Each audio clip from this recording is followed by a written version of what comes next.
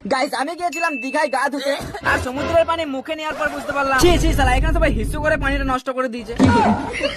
আর রাতের বেলা কথা তো বাদ দিয়ে দিলাম, প্যান্ট জুতো জাঙ্গিয়া সব ভিজে গেল। তো গাইস দীঘাতে আসার পর আমরা ছিলাম এই যে এই রুমটাতে, আর বিছানাটা এতটা নরম ছিল যে ঘুম থেকে উঠতে প্রায় 11টা বেজে গেল। তাই আর বেশি দেরি না করে চলে গেলাম সমুদ্র ম্যান। আবে আমি তো গান করতে আসিনি, ব্লগ করতে এসেছি। হ্যাঁ তো যাই হোক, একটা জামা কাপড়ের দোকান থেকে 20 টাকা শসা কিনে নিলাম আর আমেরিকান লঙ্কা দিয়ে ঠেলে ভরে দিলাম মুখে।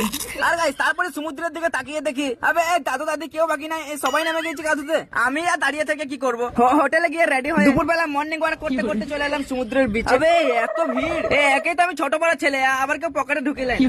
De la matita, número 2, DJ Tadeo. Guys সমুদ্রের পানি নুনটা সেটা আমিও জানতাম, কিন্তু সালা এত নুন নিশ্চয় এখানে অর্ধেক মানুষ গা ধোয়ার নাম করে হিসু করে চলে যায়।